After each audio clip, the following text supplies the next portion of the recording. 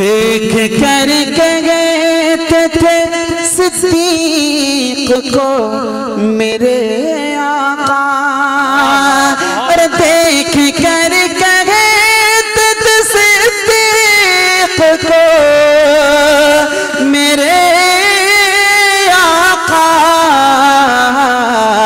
اے صحابہ یہ میرا یار بڑا پیارا ہے۔ ہمارے اور آپ کے علاقے کے بڑے مشہور اور طارق جمیل صاحب انشاءاللہ پھر سے نعت پڑھیں گے، ان کو پھر سے وقت متعین ہے، اس لیے کوئی اٹھ کر نہ جائے۔ حضرت والا صوفی باصفا حضرت مولانا اعظم مصطفیٰ صاحب ہمارے درمیان میں موجود ہیں۔ یہ بڑی محرومی کی بات ہوگی اور بڑی ناکامی کی بات ہوگی کہ ہم اصل مقصد کو بھول جائیں اور اپنی مقصدیت سے پیچھے ہٹ جائیں۔ تو یاد رکھنا، نہ سمجھو گے تو مٹ جاؤ گے اے ہندوستان والو۔ علامہ اقبال نے کہا تھا اسی زمرے میں کہ نادانیوں کی بنا پر نہ سمجھو گے تو مٹ جاؤ گے اے ہندوستان والو، تمہاری داستان تک نہ ہوگی۔ داستانوں میں ہم بغیر کسی تاخیر و تمہید کے حضرت والا کو دعوت و سخن دیتے ہیں کہ حضرت والا کی کتاب عالیہ سے ہم تمام کو مستفیض فرمائیں، اور اپنے گاؤں والوں سے آسر سے کہیں گے جو کرسیاں خالی ہیں وہ آئیں انشاءاللہ۔ پھر ہمارے مفتی طارق جمیل صاحب احمد درگاہ دوں انشاءاللہ، پھر انشاءاللہ ان کی نعت اور آپ کی پسندیدہ نعتوں کا جو مطالبہ ہے آپ انشاءاللہ پڑھتے جائیں گے انشاءاللہ۔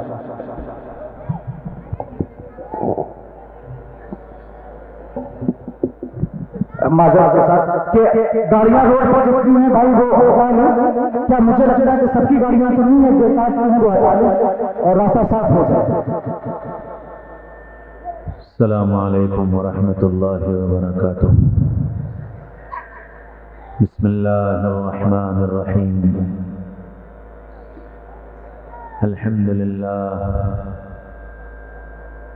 الحمد للہ وکفى وسلام علی عباده الذین اصطفى، اما بعد فاعوذ باللہ من الشیطان الرجیم، بسم اللہ الرحمن الرحیم۔ وَإِذَا سَمِعُوا مَا أُنزِلَ إِلَى الرَّسُولِ تَرَى أَعْيُنَهُمْ تَفِيضُ مِنَ الدَّمْعِ وقال النبي صلى الله تعالى عليه وسلم رجل ذكر الله خاليا ففاضت عيناه او كما قال عليه الصلاة والسلام۔ قابل قدر، قابل احترام حضرات علماء کرام اور بہت ہی قابل قدر میرے بھائیوں، دوستوں، عزیزوں، بزرگوں اور عزیز طلباء اور بچوں، اللہ تعالیٰ کا بہت بڑا کرم، فضل اور احسان ہے کہ اللہ تعالیٰ نے آج ہم کو اور آپ کو قرآن کی نسبت پر جمع فرمایا ہے۔ قرآن اللہ کی کتاب ہے اور اللہ تعالیٰ نے قیامت تک کے آنے والی انسانیت کے لیے اس کتاب کو کتاب ہدایت بنایا ہے۔ قرآن انسان کی انفرادی زندگی، اجتماعی زندگی، گھر کی زندگی، باہر کی زندگی، ہر موقع پر ہماری اور آپ کی رہبری اور رہنمائی کرنے کے لیے ہم کو ملا ہے۔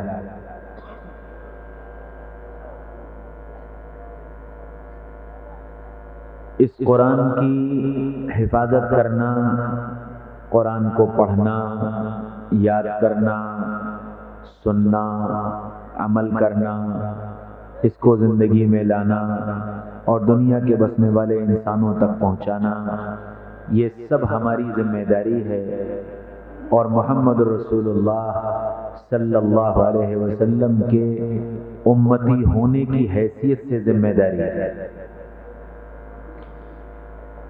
اس لیے یہاں یہ جتنا مجمع موجود ہے یہ پہلی نیت یہ کرے کہ ہم کو اللہ تعالیٰ نے قرآن کی نسبت پر یہاں آنے کی توفیق دی ہے، تو ہم قرآن کے خادم بن کر اور قرآن پر عمل کر کے اپنی زندگی کو گزاریں گے۔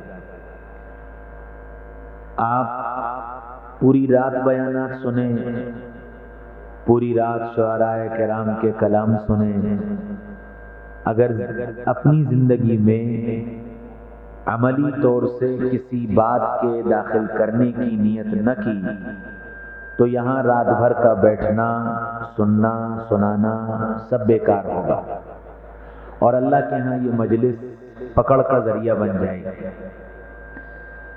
اللہ نے جب توفیق دی اس سردی میں اپنی نیند قربان کر کے آپ یہاں آ کر بیٹھے ہیں، تو پہلی نیت یہ کریں کہ انشاءاللہ جو سنیں گے جتنا ممکن ہوگا اس پر عمل کریں گے، اپنی زندگی کو بدلنے کے ارادے اپنے اندر یہاں بیان کی جانے والی باتوں کو زندگی میں لانے کے ارادے لے کر کے بیٹھیں۔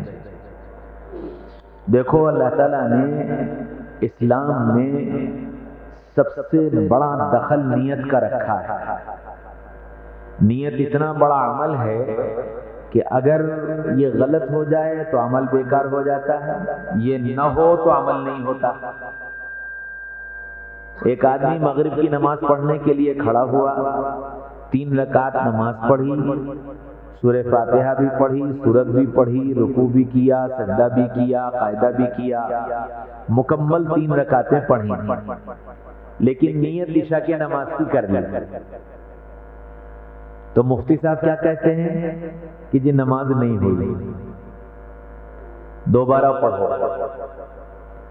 جی سب کچھ کیا، قرآن بھی پڑھا، رکوع بھی کیا، سجدہ بھی کیا، تکبیر بھی کہی، سارے کام کیے، پھر کیوں دوبارہ پڑھیں؟ اس لیے کہ نیت غلط ہے، نیت عشاء کی کر رکھی تھی، حالانکہ یہ نماز مغرب کی ہے۔ تو نیت اتنا بڑا عمل ہے۔ ایک آدمی بیت اللہ پہنچ گیا، لاکھوں روپیہ خرچ کر کے گیا، احرام باندھا، طواف کیا، عرفات میں گیا، مزدلفہ میں رکا، منی میں قیام کیا، قربانی کی، بال بنوائے، سعی کی، سب کام کیے، حج کی نیت نہیں کی۔ مفتی صاحب کہتے ہیں حج نہیں ہوا، پھر سے کرو۔ کیا ہوا؟ کام تو سب کر لیے، جتنے بتائے گئے، جتنے کتابوں میں لکھے، جتنے نبی نے بتائے، جتنے قرآن میں تھے، سب کیے ہیں، پھر کیوں نہیں ہوا؟ کہ جی نیت نہیں کی۔ نیت اتنا بڑا عمل ہے۔ سحری کے وقت اٹھا، سحری کھا لی، دن بھر نہ کھایا نہ پیا، نہ جو چیزیں روزہ توڑنے والی تھی کوئی ایسا کام کیا، شام کو افطار کے وقت پر افطار کیا، روزے کی نیت نہیں کی، مفتی صاحب کہتے ہیں روزہ نہیں ہوا، دوبارہ رکھو۔ کیوں؟ نیت نہیں کی۔ نیت اتنا بڑا عمل۔ ایک آدمی قرآن پڑھتا ہے، نیت کرتا ہے اللہ راضی ہو جائے، نیت کرتا ہے ایمان دل میں اتر جائے، نیت کرتا ہے قرآن پر زندگی عملی طور سے آ جائے، نیت کرتا ہے کہ اللہ آپ کی محبت اس کی برکت سے دے دے۔ ان نیتوں کے ساتھ قرآن پڑھے گا، یہ قرآن اس کے لیے خیر ہی خیر بنے، اس کی زندگی میں ہدایت بھی آئے گی، اس کے دل میں اللہ کی محبت بھی آئے گی، اس کے دل میں اللہ کا تعلق بھی آئے گا، اس کو اجر و ثواب بھی ملے گا، کیونکہ یہ ساری نیتیں تھیں۔ اور یہی قرآن پڑھنے والا نیت یہ کر لے کہ لوگ مجھے قاری صاحب کہیں، لوگ یہ کہیں کہ قرآن بہت اچھا پڑھتا ہے، لوگ یہ کہیں کہ قرآن بہت پڑھتا ہے، تو اب یہ پورا قرآن بھی پڑھ لے گا، اسے نیکی نہیں ملے گی۔ کیوں؟ نیت بدل گئی، نیت لوگوں کے لیے ہو گئی۔ تو ہماری نیت کا اتنا بڑا دخل۔ ہم یہاں اس لیے آئے کہ مزہ آئے گا، اچھے اچھے شاعر آئے ہیں، بہت اچھے اچھے اشعار سننے کو ملیں گے، خوب واہ واہ کرنے کو ملے گی، بڑے بڑے علماء آئے ہیں، ذرا ان کی تقریروں کا مقابلہ کریں گے کہ فلاں مولانا کی تقریر ایسی اور فلاں مولانا کی تقریر کیسی، ذرا اس کا مقابلہ کریں گے، پھر ان کو نمبر دیں گے، یہ 1 نمبر کے تھے، یہ 2 نمبر کے تھے، یہ 3 نمبر کے تھے، اور اس شاعر کا کلام ایسا تھا اور اس پہ ایسے نعرے لگے اور اس پر ایسی واہ واہ ہوئی اور اس کو اتنا انعام ملا اور اس کو یہ، اگر ان نیتوں کے ساتھ آئے ہو تو یہ ساری رات کا بیٹھنا، سردی کا برداشت کرنا، یہاں رہنا، تھکنا، نیند قربان کرنا، سب بیکار، اور اس پر کوئی اجر نہیں ملے۔ لیکن اگر اس نیت سے آئے کہ جب شاعر رسول اللہ صلی اللہ علیہ وسلم کی شان میں، صحابہ کی شان میں، قرآن کی شان میں اشعار کو پڑھے گا تو اللہ ان اشعار کی برکت سے میرے دل میں اللہ کی، رسول اللہ کی، صحابہ کی، قرآن کی عظمت اور محبت کو میرے دل میں اتارا، اور میں سچا عاشق رسول بن جاؤں، میں سچا اللہ اس کے رسول سے محبت کرنے والا بن جاؤں، میں صحابہ سے محبت کرنے والا بن جاؤں، میں قرآن پر عمل کرنے والا بن جاؤں۔ اس نیت سے اگر اشعار سنے تو ایک ایک شعر زندگی کے اندر تبدیلی لائے۔ بیان کرنے والوں کے بیانات اس نیت سے سنے کہ اللہ میرے دل کی دنیا کو بدل دے، اللہ میرے دل میں اپنی محبت ڈال دے، میرے دل میں قرآن کی عظمت ڈال دے، میرے دل میں یہ شوق پیدا ہو، میں اس نیت سے آیا ہوں، اللہ والوں کی بات سنوں گا، ان کی بات میری زندگی پر اثر انداز ہوگی۔ ان نیتوں سے یہاں بیٹھو گے تو یہاں کا ایک ایک منٹ قیمتی ہے اور تمہاری ایک ایک قربانی اللہ کے ہاں مقبول ہے۔ کیوں کہ نیت صحیح۔ اسی وجہ سے بخاری شریف جیسی عظیم الشان کتاب، اس کتاب کی امام بخاری نے ابتدا یہی سے کی، انما الاعمال بالنیات، کہ سارے اعمال کا مدار نیت پر ہے، کس نیت سے یہ کام کیا جا رہا ہے۔ تو کہنے والا بھی کس نیت سے کہہ رہا ہے، سننے والے بھی کس نیت سے سن رہے ہیں، کہ دونوں کی نیتوں کا اثر پڑے، ان کی اپنی زندگیوں پر بھی اور اس مجمع پر بھی، کہ ہم کس نیت کے ساتھ یہ بات کر رہے ہیں۔ میرے بھائیوں، دوستوں، عزیزوں، بزرگوں، اس لیے اپنی نیتوں کی درستگی اور نیت کی درستگی کے ساتھ کرو گے تو تھوڑا کام بھی بہت ہو جائے۔ اللہ کے نبی صلی اللہ علیہ وسلم نے حضرت معاذ سے فرمایا، یا معاذ اخلص العمل یکفیک القلیل، اے معاذ اپنے عمل کو خالص اللہ کے لیے کر لو، تھوڑا سا بھی تمہارے لیے کافی ہو جائے۔ ایک بندہ جا رہا تھا، راستے سے گزرا، مجلس ہو رہی، وہاں اللہ اس کے رسول کے تذکرے ہو رہے تھے، آواز سن کر کے رک گیا، تھوڑی دیر بیٹھ گیا، مجلس ختم ہوئی، اٹھ کے چلا گیا، انتقال ہو گیا۔ کل قیامت کے میدان میں کھڑا کیا جائے گا، اس کے اعمال تولے جائیں گے، اس کے اعمال میں اس کی برائیاں زیادہ ہوں گی اور نیکیاں کم ہوں گی۔ اس سے کہا جائے گا اگر تیرے پاس کوئی نیکی ہو تو لے آ۔ وہ حیران اور پریشان بھاگتا دوڑتا پھرے گا۔ اتنے میں جناب رسول اللہ صلی اللہ علیہ وسلم کی اس پر نگاہ پڑے گی۔ آپ پوچھیں گے بھائی تم کہاں جا رہے ہو، تم کیوں اتنے پریشان ہو؟ وہ کہے گا کہ میں ہلاک ہو گیا، میں برباد ہو گیا۔ کہ ہوا کیا؟ کہ میری برائیوں کا پلہ جھک گیا، میری نیکیوں کا پلہ اڑنے لگا، میرے لیے جہنم کا فیصلہ ہو گیا، میں ہلاک و برباد ہو گیا، اب مجھے کوئی نہیں بچا سکتا۔ اللہ کے نبی فرمائیں گے چلو میں ذرا تمہارے اعمال تلواؤں گا۔ تو وہ کہے گا کہ آپ کیا کرو گے؟ میں تو اپنی آنکھ سے دیکھ کے آ رہا ہوں، میرے برائیوں کے رجسٹروں کے انبار ہیں، میرے پاس نیکیاں بہت تھوڑی ہیں، میں ہلاک ہو گیا ہوں، میں برباد ہو گیا ہوں۔ تو اللہ کے رسول فرمائیں گے نہیں، تمہاری ایک امانت میرے پاس، میں وہ امانت تلواؤں گا، تب دیکھتے ہیں تمہارا ترازو کے پلے کا کیا بنتا ہے۔ تو وہ کہے گا جی آپ کون اور میری امانت آپ کے پاس؟ کہ ہاں میں محمد رسولullah सल्लल्लाहु अलैहि वसल्लम तुम्हारा नबी हूँ और तुम्हारी एक अमानत मेरे पास है, चलो तराजू के पास चलो। वो तराजू के पास आएगा, अल्लाह के नबी सल्लल्लाहु अलैहि वसल्लम एक पर्चा निकाल कर उसकी नेकी के पल्ले में रखेंगे और वो पर्चा रखा जाएगा, उसकी बुराइयों का पल्ला हवा में उड़ने लगेगा और नेकियों का पल्ला झुक जाएगा, उसकी कामयाबी का ऐलान हो जाएगा। वो मारे खुशी के कहेगा कि ऐ मोहम्मद सल्लल्लाहु अलैहि वसल्लम, आप इतना जमाना पहले थे, हम इतने बाद में आए, हमारी कौन सी अमानत आपके पास थी, और वो भी ऐसी अमानत जिसने नेकी के पल्ले को इतना बढ़ा दिया और बुराई के पल्लों को यूं हवा में उड़ा दिया, ऐसी कौन सी अमानत थी? तो आप सल्लल्लाहु अलैहि वसल्लम फरमाएंगे कि एक मर्तबा तू एक सड़क पर जा रहा था, एक जगह दीन की मजलिस हो रही थी, वहां अल्लाह उसके रसूल का तज़किरा हो रहा था, तू उस मजलिस में जाकर बैठ गया, वहां मेरा नाम आया, तूने दुरूद पढ़ा, एक बार पढ़ा, 2 बार पढ़ा, 3 बार पढ़ा, एक बार जब तेरे सामने मेरा नाम लिया गया, तेरे दिल पर मेरी मोहब्बत का जज्बा गालिब हुआ और तू मोहब्बत में डूब गया और तेरा दिल चाहने लगा कि मेरे दिल में रसूलुल्लाह की मोहब्बत उतर जाए, और इस मोहब्बत में डूब कर तूने कहा सल्लल्लाहु अलैहि वसल्लम, वो ऐसा मोहब्बत का डूबा हुआ दुरूद था, वो मेरे दरबार में जब पेश किया गया तो मैंने उसको तेरी अमानत बनाकर रख लिया। आज मैं तेरी वो अमानत अदा करने के लिए आया हूँ और मैंने तराजू में वही दुरूद रखा था जिसकी बरकत से तेरा बेड़ा पार लग गया।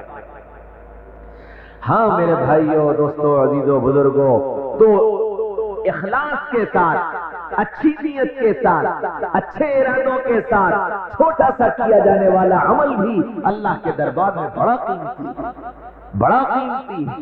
तो इस मजमे में बैठकर एक छोटे से अमल की भी नियत कर ली और मोहब्बत के साथ और इखलास के साथ उस अमल को करने का इरादा कर लिया, क्या खबर अल्लाह तुम्हारे उस एक अमल की वजह से सारे मजमे का बेड़ा पार कर और सबकी अल्लाह आखिरत बना दे। इसलिए इखलास के साथ अल्लाह को राजी करने की नियत से किसी भी दीन की मजलिस में जाओ, अच्छी नियतों के साथ जाओ, अच्छे इरादों के साथ जाओ, खाली वाह वाह करने मत जाओ, खाली भीड़ बहाने मत जाओ, खाली मजे लेने मत जाओ, बल्कि अच्छी नियतों के साथ जाओ कि मैं अल्लाह उसके रसूल की मोहब्बत को पाने के लिए जा रहा हूं, मेरे अंदर जो जंग लग गया है मैं उस जंग को साफ करने के लिए जा रहा हूं, मेरे ऊपर जो गफलत की चादर तनी है मैं उस गफलत की चादर को फाड़ने के लिए जा रहा हूं, मेरे अंदर अमाल की जो सुस्ती पैदा हो गई है मैं उस सुस्ती को दूर करने के लिए जा रहा हूं, मेरा ईमान जो ठंडा पड़ गया है अपने ईमान को हरारत देने के लिए जा रहा हूं। अल्लाह उसके रसूल के कलिमात और अल्लाह उसके रसूल की बात, इसको सुनकर मैं अपने अंदर ईमानी हरारत पैदा करूंगा, जज्बे शौक पैदा करूंगा, अमाल की गफलत खत्म करूंगा, अपने दिल पर लगे जंग को दूर करूंगा और एक नई ताकत और नई कुव्वत और नए इरादों के साथ कल सुबह फिर मैं नए सिरे से अमाल के ज़ौक़ और शौक के साथ खड़ा होऊंगा और अमाल के ज़ौक़ और शौक के साथ अमल करूंगा। इन नियतों के साथ इन जलसों में और इन मजमुओं में और इन इज्तिमाआत में आने की जरूरत है। अगर इन नियतों के साथ आओगे तो ये जलसे बाबरकत बन जाएंगे, खैर का जरिया बन जाएंगे, अल्लाह की मदद के उतरने का जरिया बन जाएंगे, चेहरों पर नूरानियत के लाने का जरिया बन जाएंगे, दिलों के साफ सुथरा बनाने का जरिया बन जाएंगे। ये सब कुछ होगा, लेकिन ये जब होगा जब अच्छी नियतों अच्छे इरादों के साथ आओ। और दूसरी बात मेरे भाइयों, दोस्तों, अजीजों, बुजुर्गों, एक बुजुर्ग ने बहुत अच्छी बात लिखी है, दुनिया काम की जगह, कब्र आराम की जगह, जन्नत नाम की जगह। दुनिया काम की जगह, कब्र आराम की जगह और जन्नत नाम की जगह। तो काम करने की जगह में काम कर डालो, इतना काम कर लो कि कब्र में आराम मिल जाए, इतना काम कर लो कि कब्र में आराम मिल जाए।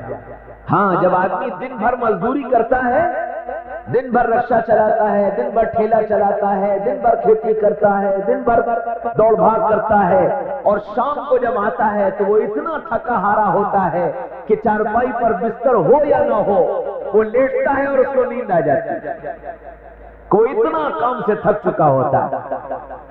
ایسے ہی میرے بھائیوں، دوستوں، عزیزوں، بزرگوں، جب اللہ کا بندہ اللہ کے نام کو اور اللہ کے کام کو اپنا کام بنا کر کے دنیا میں اپنے آپ کو تھکاتا ہے، اللہ کے بندوں کی خوشامد کرتا ہے، ان کی جھولیوں میں ہاتھ ڈالتا ہے، ان کو اللہ کے سامنے جھکانے کی کوشش کرتا ہے، ان کو توبہ کرانے کی نیتیں اور ارادے کرتا ہے، اور اس کے لیے دو بھاگ کرتا ہے، اپنی راتوں کی نیندوں کو قربان کرتا ہے، اپنے گھروں کو چھوڑتا ہے، اپنے کاروبار کو چھوڑتا ہے، اپنے وسائل کو چھوڑتا ہے، اور صرف مقصود یہ ہوتا ہے کہ اللہ راضی ہو جائے، اللہ کا دین سربلند ہو جائے، اللہ کی بات دنیا میں چل پڑے۔ جب ان نیتوں کے ساتھ اپنے کو تھکا ڈالتا ہے تو پھر جب اس کی موت آتی ہے تو پھر فرشتہ کہتا ہے نم کنومۃ العروس، ایسے سو جا جیسے پہلی رات کی دلہن سویا کرتے ہیں۔ کیا مطلب؟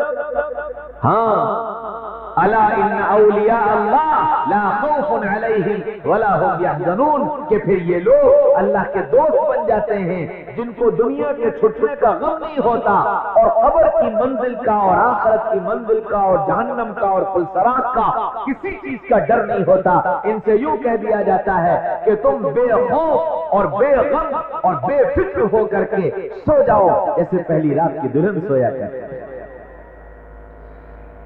تو پھر قبر آرام کی جگہ بن جاتا ہے، اور کیسا آرام کہ یہ ادھر قبر میں پہنچتا ہے، ادھر اس کے لیے جنت کی کھڑکی کھلتی ہے، بستر لگایا جاتا ہے، جنت کو تاحد نگاہ وسیع کر دیا جاتا ہے، اس کو آرام سے سلا دیا جاتا ہے، اور یہ ایسا تھکا ماندہ مسافر یہ سوتا ہے کہ پھر جب اس کی آنکھ کھلتی ہے تو قیامت ہو چکی ہوتی ہے۔ اس سے پوچھا جاتا ہے کتنا سوئے، کہ جو آدھا دن، کہ یہ سارا عرصہ ایسے گزر جاتا ہے۔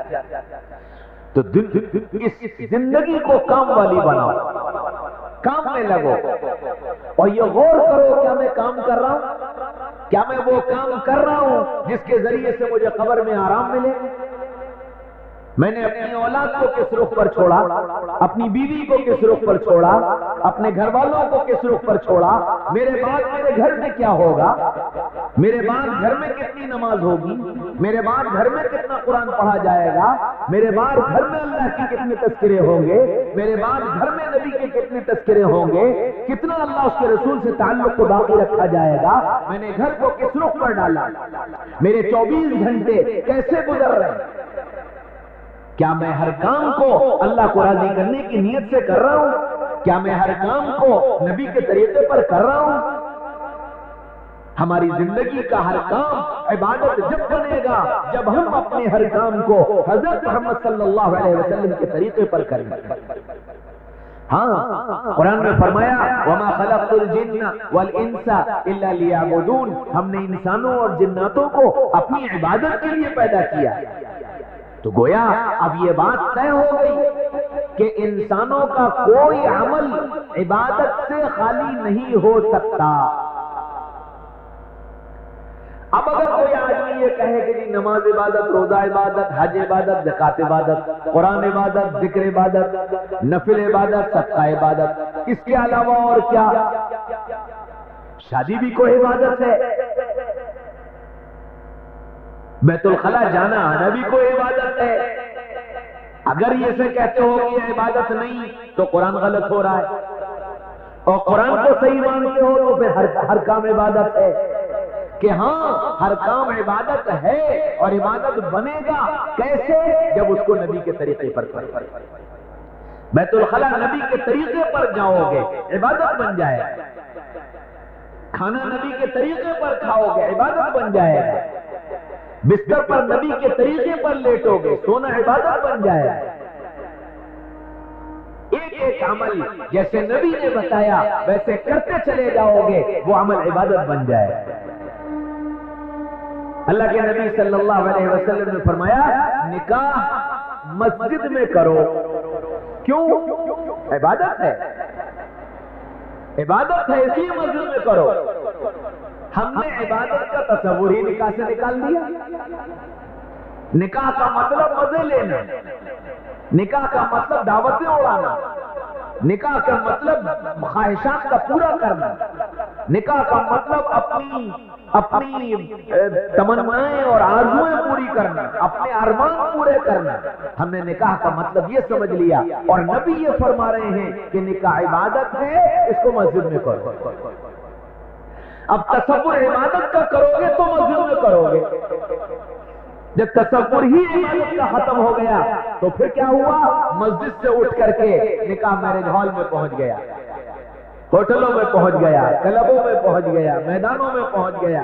پھر کیا ہوا؟ پھر نکاح کا مذاق بنایا جانے لگا، پھر گانے ہونے لگے، باجے بجنے لگے، فوٹوگرافی ہونے لگی، ویڈیوگرافی ہونے لگی، اور ایک طوفان بدتمیزی ہو گیا۔ کیوں؟ کہ اس کے بارے میں عبادت کا تصور ہی نہیں رہا۔ میرے بھائیوں، دوستو، عزیزو، بزرگوں، ہر عمل کو جب عبادت کی نیت سے کرو گے تو انشاءاللہ وہ عمل خود بخود عبادت بنتا چلا جائے، اور جب عمل عبادت بن جائے گا تو ہر عمل پر اجر ملے گا، ہر عمل پر اجر ملے گا، اللہ راضی ہوگا، اللہ کی محبت آئے گی، اللہ کا تعلق پیدا ہوگا۔ حضرت رسول پاک صلی اللہ علیہ وسلم نے صحابہ پر محنت کر کے صحابہ کو اسی رخ پر ڈال دیا تھا کہ اپنے اعمال کو عبادت بنا لو، اپنی نیتوں کو درست کر لو، تو وہ اچھی نیت کے ساتھ اپنے اعمال کو عبادت بنا کر زندگی گزار رہے تھے۔ اللہ نے ان کو کامیاب کر دیا، اور کیسا کامیاب کیا؟ قرآن نے ان کی کامیابی کا اعلان کیا، رجال صدقوا ما عاهدوا الله علیہ منهم من قضى نحبه ومنهم من ينتظر وما بدلوا تبدیلا۔ یہ وہ مرد ہیں جب وہ اپنے اللہ سے کوئی وعدہ اور ارادہ کر لیتے ہیں تو بعض ایسے ہیں جو اپنے ارادے کو پورا کر کے اپنی منزل پر جا لگے، اور کچھ وہ ہیں جو اپنے وعدوں اور ارادوں کے پورے ہونے کے انتظار میں ہیں، اور ان کے وعدوں اور ارادوں میں کوئی تبدیلی نہیں ہے۔ قرآن کہتا ہے رجال لا تلہیہم تجارت ولا بیع عن ذکر اللہ، یہ وہ مرد ہیں جن کو چیزوں کی خرید و فروخت اللہ سے غافل نہیں کرتے، ان کا ہر عمل عبادت ہوتا ہے، خریدنا بھی، بیچنا بھی، اٹھنا بھی، بیٹھنا بھی، ملنا بھی، جلنا بھی، سارے کام عبادت۔ اس لیے میرے بھائیوں، دوستوں، عزیزوں، بزرگوں، اپنے ہر عمل کو عبادت بنانے کی نیت کریں کہ میرا ہر عمل عبادت بن جائے۔ طلبہ سے عرض کرتا ہوں جن کو اللہ نے قرآن دیا، یہ قرآن سینے میں محفوظ ہو گیا، میرے بچوں، قرآن کا یاد کرنا بہت آسان ہے، لیکن قرآن کا یاد رکھنا بہت مشکل ہے۔ یاد کرنا بہت آسان، یاد رکھنا بہت مشکل ہے۔ یاد رکھو، قرآن اور گناہ یہ دونوں چیزیں ایک جگہ جمع نہیں ہیں، قرآن اور گناہ یہ دونوں چیزیں ایک جگہ جمع نہیں ہوں گی۔ جس دل میں قرآن ہوگا اس دل کو گناہ سے پاک کرنا پڑے، صاف رکھنا پڑے، اور اگر دل کو گناہوں سے پاک صاف نہ کیا تو یہ قرآن اس گندے دل میں نہیں ٹھہرتا، اس گندے دل سے یہ قرآن نکل جاتا ہے۔ اللہ کا کلام ہے، اللہ پاک ہے، اللہ پاک ہے، اللہ کا کلام پاک ہے، یہ پاک کا کلام، یہ پاک کلام گندے دل کے اندر نہیں رہے۔ الا من اتى الله بقلب سلیم، ہمیں پاک صاف ستھرا دل چاہیے جس میں ہم بسا کرتے ہیں، تو گناہ اور قرآن ایک جگہ جمع نہیں ہوگا۔ میرے بچوں، اللہ نے تم پر انعام فرمایا، تم کو قرآن کی دولت عطا فرما دی، اور تم اتنا احسان کرو کہ اپنے دل کو گناہوں سے پاک و صاف، دل کو گناہوں سے گندا مت کرو، ورنہ یہ قرآن بڑی تیزی سے پھسل جاتا ہے، بڑی تیزی سے نکل جاتا ہے۔ اگر دل گندا ہو جائے تو پھر یہ قرآن دل میں نہیں ٹھہرتا۔ امام شافعی رحمۃ اللہ علیہ بہت بڑے عالم، آدھی دنیا ان کے پیچھے چلتی ہے، اللہ نے حافظہ دیا تھا اتنا زبردست، اتنا زبردست۔ اب ایک استاد کے پاس پہنچے اور جا کر یوں کہا، حضرت میں آپ سے علم لینے کے لیے آیا ہوں۔ فرمایا نہ، تم علم کے لائق نہیں ہو۔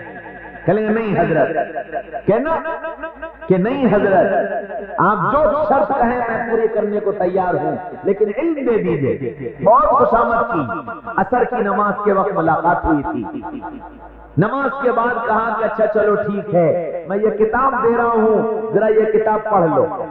تو عصر سے مغرب تک پڑھی، مغرب سے عشاء تک پڑھی، عشاء کے بعد کہا ان استاد نے کہا کہ آؤ شافعی گھر چلے، گھر لے گئے، کھانا کھلایا، وہ استاد اندر چلے گئے، یہ اپنے بستر پر کتاب لے کر بیٹھ گئے، ساری رات کتاب پڑھتے رہے۔ صبح ہوئی، فجر کی نماز کے لیے استاد آئے، شافعی کو بھی لیا، مسجد لے کر چلے گئے، مسجد پہنچے، نماز ہو گئی، نماز کے بعد شافعی آ کر استاد کے پاس بیٹھ گئے، کہنے لگے، ان استاد نے کہا شافعی کتاب پڑھ لی؟ کہ جی پڑھ لی۔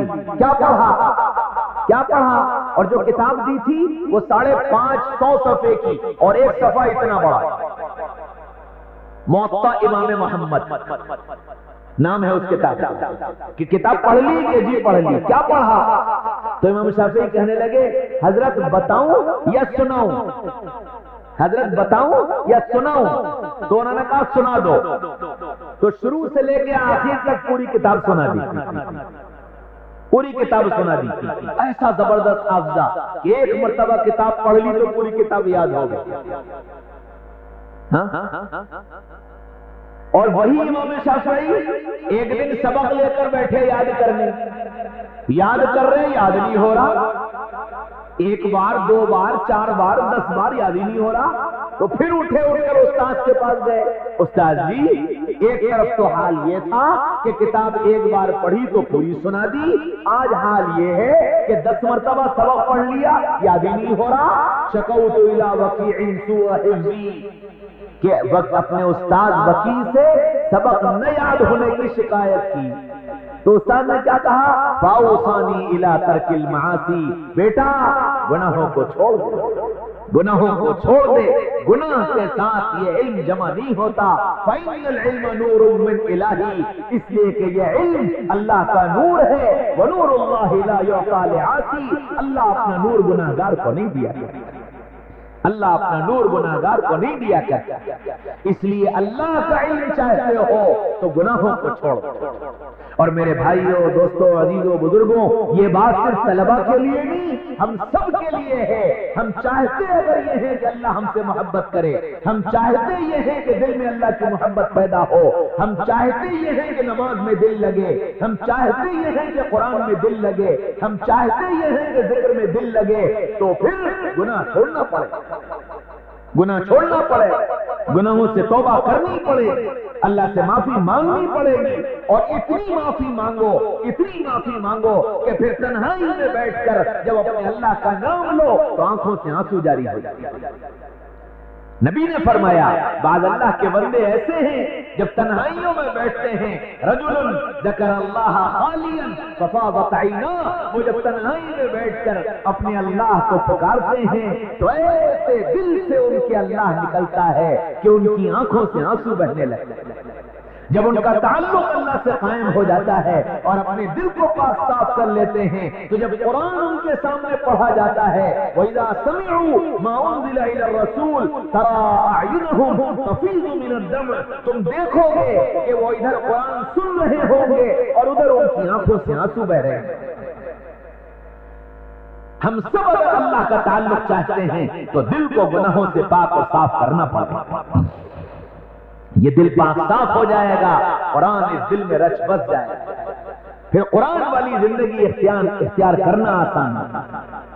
میرے بھائیوں، دوستوں، عزیزوں، بزرگوں، ایک نابینا تھے، نابینا تھے، پیدائشی نابینا، ان کے سامنے لوگ قرآن، حدیث اور عام آدمیوں کی بات تینوں کو ملا کر پڑھتے تھے، آدھی لائن قرآن کی، آدھی لائن حدیث کی، آدھی لائن ایک عام آدمی کی، تینوں کو ملا کر کے ان کے سامنے پڑھا جاتا ہے، اور وہ تینوں کو سننے کے بعد بتا دیتے تھے یہ قرآن ہے، یہ حدیث ہے اور یہ عام آدمی کی بات۔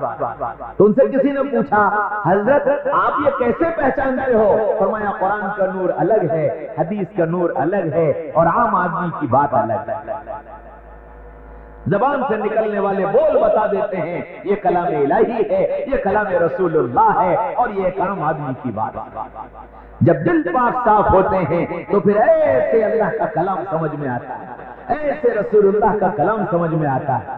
اس لیے میرے بھائیوں، دوستوں، عزیزوں، بزرگوں، اپنے دل کو پاک صاف کر کے کام میں لگ جاؤ، کام میں لگ جاؤ، کام میں لگ جاؤ، بیکار مت پھرو، بیکار مت رہو، کام والے بن جاؤ گے تو آرام والے بھی بن جاؤ گے، اور آرام والے بن گئے تو انعام والے بن جاؤ، انعام والے بن جاؤ۔ ہاں، جنت میں انعام ملے گا، اللہ اکرام کرے گا، اللہ عرش کا سایہ دے گا، اللہ موتیوں کے ممبر دے گا، اللہ بغیر حساب کتاب کے جنت میں داخل کرے گا، اللہ پل صراط پر بجلی کی طرح گزار دے گا۔ ہاں، میں نے ایک واقعہ پڑھا کہ کل قیامت کے میدان میں کچھ لوگ پل صراط کی طرف جا رہے ہوں گے، اللہ تعالیٰ ان کو روکیں گے اور ان سے پوچھیں گے کہاں جا رہے ہو، کہ جی پل صراط پر جا رہے ہیں، تو اللہ تعالیٰ فرمائیں گے اپنی سواری تو لے لو، تو وہ کہیں گے اللہ سواری کہاں سے آئی؟ کہنے لگے کہ ان سے کہا جائے گا اپنی مسجد کے مؤذن کو آواز دو، وہ مسجد کے مؤذن کو آواز دیں گے تو مؤذن صاحب اس مسجد کو جس میں یہ نماز پڑھتے تھے اس مسجد کو کھینچ کر کے لائیں گے، اور وہ مسجد ایسے چلی آئے گی جیسے کشتی دریا میں بہا کرتی، وہ مسجد چلی آئے گی، آگے آگے مؤذن صاحب ہوں گے، پیچھے پیچھے مسجد ہوگی، اور مسجد کے باہر امام صاحب کھڑے ہوں گے، اور امام صاحب کے پیچھے ان کے سارے مقتدی کھڑے ہوں گے، کہا جائے گا کہ اس صف میں تم بھی شامل ہو جاؤ کیونکہ تم بھی اسی میں نماز پڑھا کرتے تھے، اور جب وہ پل صراط پر چڑھنے لگے گی تو یہ امام صاحب اپنے مقتدیوں کو لے کر مسجد کے اندر داخل ہو جائیں گے، اور یہ مسجد پل صراط پر سے ایسے گزر جائے گی جیسے کشتی ایک کنارے سے دوسرے کنارے پہنچ جائے گا۔ مسجد والے بن جاؤ، اللہ پل صراط پر یوں گزار دے گا پتہ ہی نہیں چلے گا کہ کب پل صراط آئی اور کب پار لگ گئے۔